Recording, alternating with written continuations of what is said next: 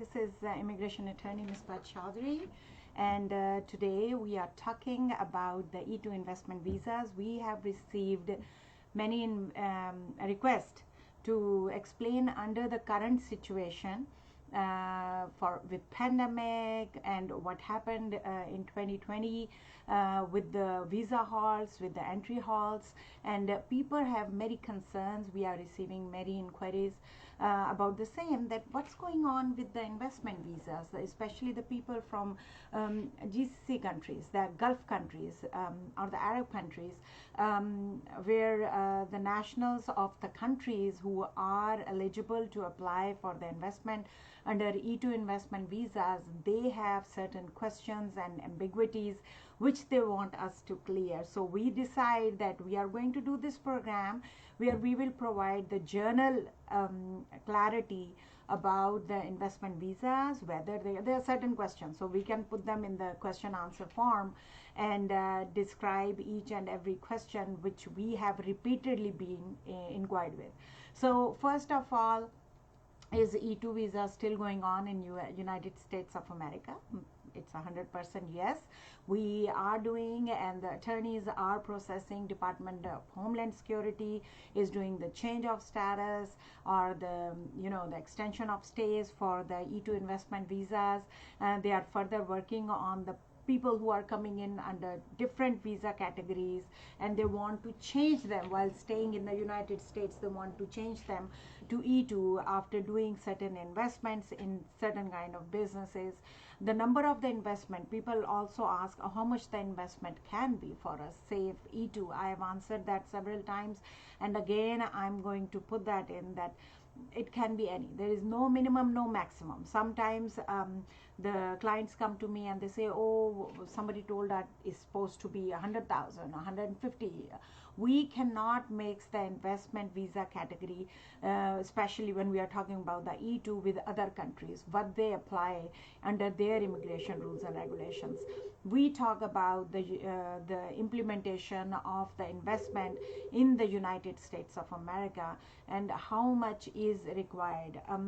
We have done the investments with the minimum amount, with the maximum amount. It depends on the worth of the business, and it depends on that how much is the total worth and how much your share will be in there. So the E-2 candidate must have 50% or more of the investment in the business through which they are applying for the E-2 visa. So that's the answer. The second the most asked question, that what amount. Sometimes people are misguided, or sometimes people misunderstood that, oh, we have to come up with a large sum of money. When you are talking about the large sum of money, you are talking about the EB-5 investment visas, and we are right now currently we are talking about the E-2 visa. So investment can be any number depending on the worth of the business, depending on the kind of the business, what you are doing. If you are trying to buy a gas station along with the property, the investment number is different. If you are trying to buy a gas station under leased property, the amount you need to put in is different.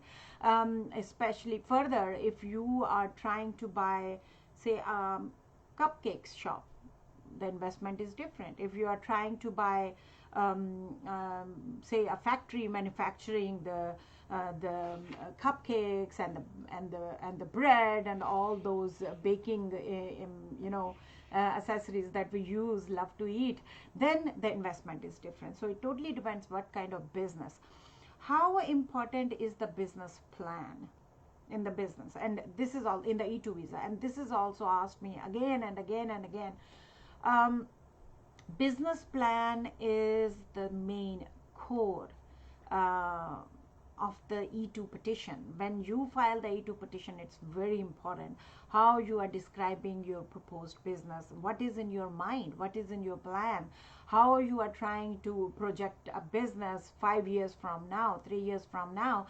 Like if you're making an investment, how you want to move further with this business, how you are going to put in more money, more investment, and how it's going to, what kind of revenue you have in your mind, what kind of employees you will be hiring for that, what kind of employees are needed.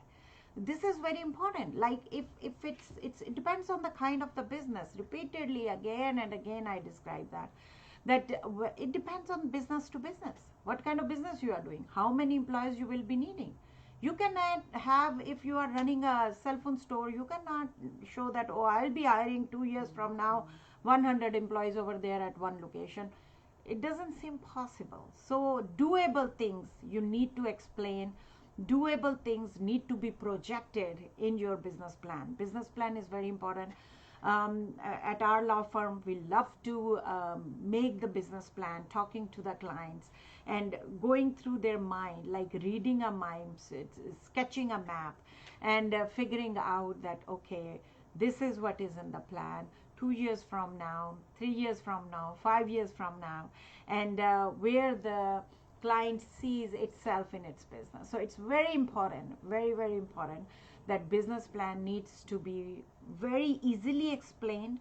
Too much complicated business plans does not work. They look nice on the paper, but they should be readable, they should be understandable, that when the officer is looking at them, the DHS officer, the officer can easily get the idea. So what you are planning in your mind, what you need to do with your investment, that is questioned a lot. And I think so I've explained in easy language, I've explained why a business plan is so important. Further, people keep on asking me that, okay, if we have B2 visit visa and we want to visit from Kuwait, we want to visit from Dubai, we want to visit from Saudi Arabia, Qatar, Bahrain, and we have this visit visa for US. Can we enter, or they are not issuing us the entry? Or, if you already have a visa, you are not going back to the consulate or the embassy to issue you the visa. You already have the B2 visa issued. B2 is the visitor visa, and you can enter United States nowadays under the current situation, the pandemic situation, the halt going on. You can enter, you have the visa available. You are not going to the consulate or the embassy asking for the visit visa. If you are asking for the new visit visa, yes, there can be halts, there can be delays. They are following the restrictions what are put into the instructions given in the Department of State by the main government. But the thing is that when you already have an issued visa, you can come anytime. You can come from Pakistan, come from Bangladesh, come from any other list of the countries who qualify under the E-2 list, treaty list, and you can come and visit United States. And if you are planning to do the change of status from the B2 visitor to E2 investment, you show the investment, you work on that, corporations created, all of that work is done, you can acquire the already existed business, you can set up a new business. So these are all your ideas, these are all the possibilities which are available to you, and you can enter, and you can have the the time period which is the requirement for which you need to wait before applying for the change of status, and move forward and apply for the change of status. So there is no halt, no blockage, nothing prohibited that you cannot apply for the change of status. If you already have a visit visa, you can enter United States on that, and you can apply for the change of status to E2 depending on the investment that you are doing.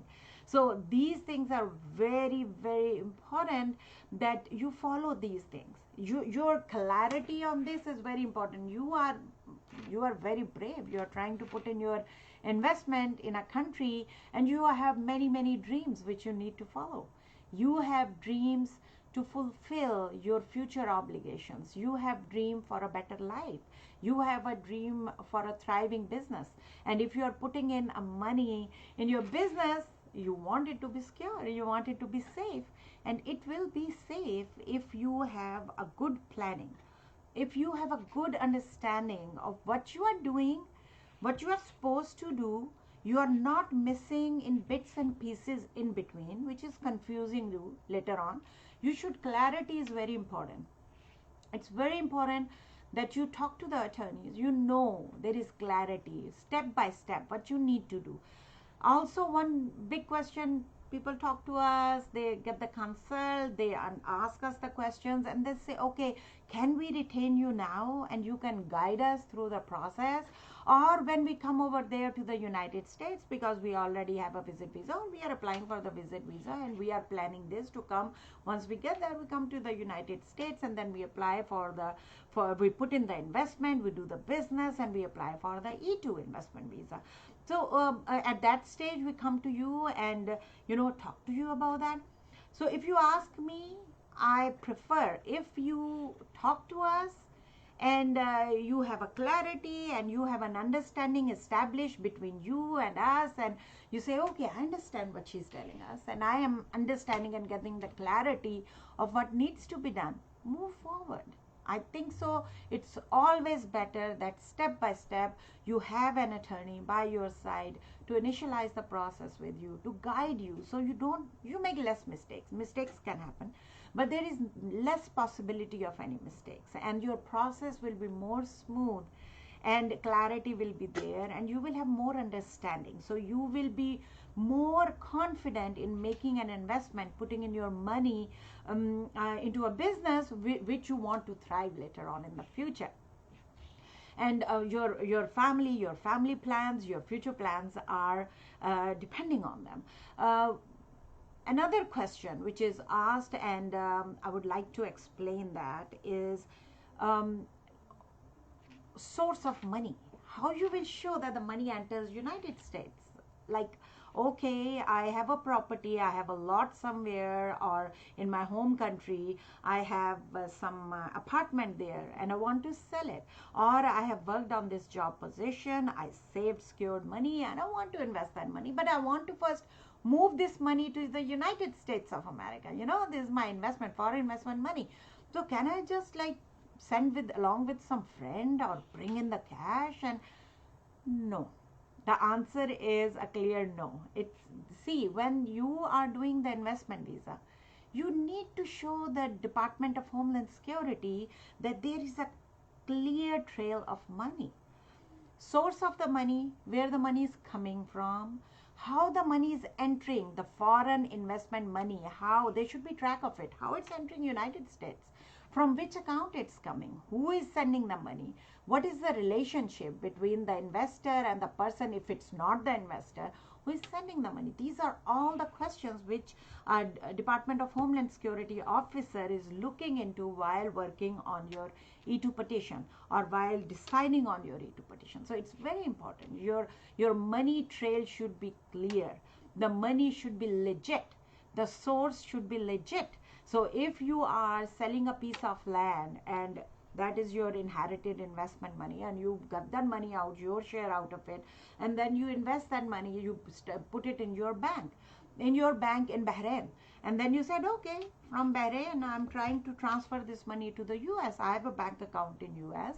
So you will be transferring that money. So the money trail, the wire transfers of the amount, exact amount what you are investing, or if you are even declaring that, oh, I entered United States and I brought in the money along with me, you declare that money. It's very important. And keep a proof of it. You cannot declare if, I brought in $10,000. Oh yeah, $10,000. You need to declare it, and the IRS needs to be reported on that. So you know what? There is no way just claiming on things. If you say, okay, I claimed it, I fill up the form over there because it's usually in the pocket, or you can make the entry on the screen also now. I take a screenshot. If I don't have a copy of it, I can run a copy there, but I can take a picture. So there are proofs you need to keep to strengthen your case, because you need to show them the proof that how the money came in. That's very important, and it's important to follow that pattern. It's very important. If you have attained that money selling an apartment, okay, the sale deed should be there. The signed contract, land contract should be there. So the backup is very important. So you are proving your matter by saying that, okay, I applied this, I have this piece of land, I got a offer on that. I sold it. This is my money. I transfer this money which I earned from selling this piece of land. I transferred this money to my account in a foreign country. Then from that foreign country, I transfer that amount to the US, to the bank account, to my bank account, which I am utilizing or spending in buying a local business or in setting up a local business. So that is also one question which needs clarity. People ask about these things, that okay, do I have to buy a business which is already there into the existence? Do I have to buy a business which is showing profit? How much profit it needs to show? And or I can also set up my business. People are full of ideas. We people are very smart, and we have ideas in our minds. You can follow your ideas, you can follow your dreams. It's not that you only can acquire a business which is already existence or showing the profit. Sometimes people buy the business which is not showing profit, and they buy the business, and within 6 months the business is showing profit. So yes, you can have the businesses which are acquired, like you acquire the business already existence one, or you set up a new business. You have your own dreams, you have your own ideas, and you put that thought process into implementation, and you start a business. So we are here to help you with that, and we love ideas. We love setting up new businesses, which shows that how much energy, how much dreams, how much vision is put into this, and they work equally well. So set up your own business, or you can acquire an already existing business. Both of them can work equally fine while doing the E-2 visas. So I think so. I'm trying to explain as much possible. Still now I don't have any questions which I can answer. So I think so in the question answer form, I have tried to answer whatever questions I've been receiving in the emails, in the LinkedIn, in Twitter. People Twitter me and they ask me the questions that, okay, how this will work. And during our consultations, they ask us the questions, they send us the emails. So on the screen, there is you can see on the screen, you can see the number to our office, you can see the Instagram account, Twitter account, you can see get the information about our email, our YouTube account, LinkedIn account. Our website information is there.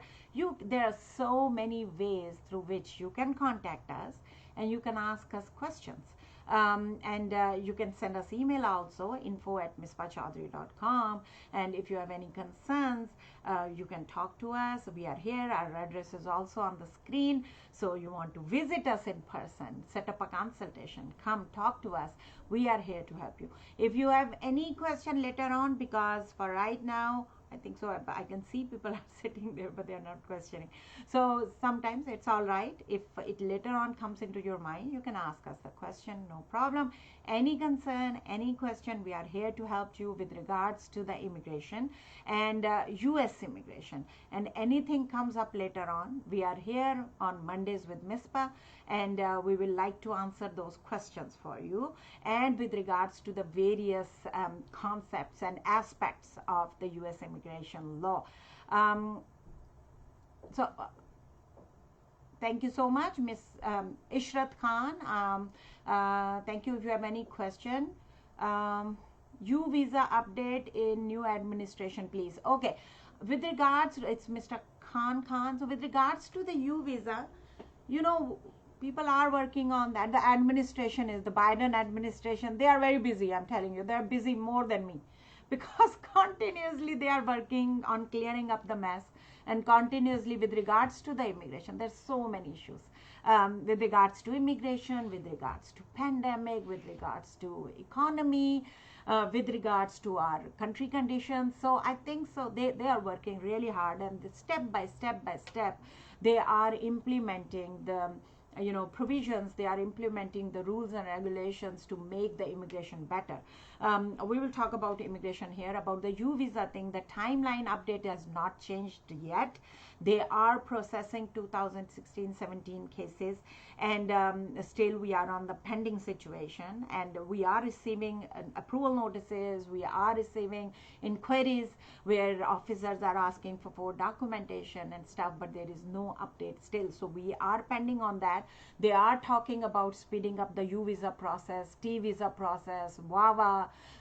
They are talking about speeding up the asylum process and lining up in the regulating the process, because it's not happening in a very good way or in a very appropriate or proficient way, I should say. So they are trying to implement all that. So let's see. It will take time, not much, but it will take time, and we will keep you posted.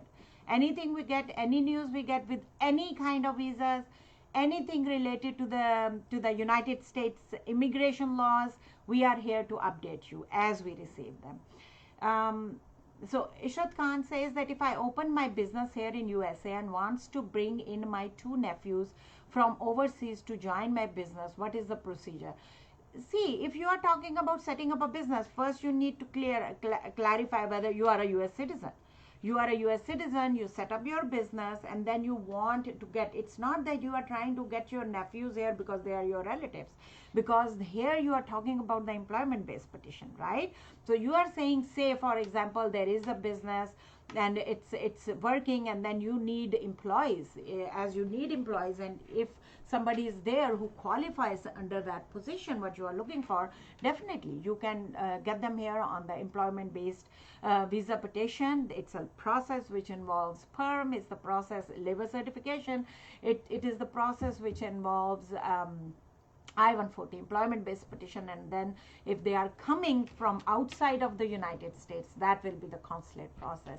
So they will be going through the consulate process and entering United States. But yes, for sure it is doable, it is possible.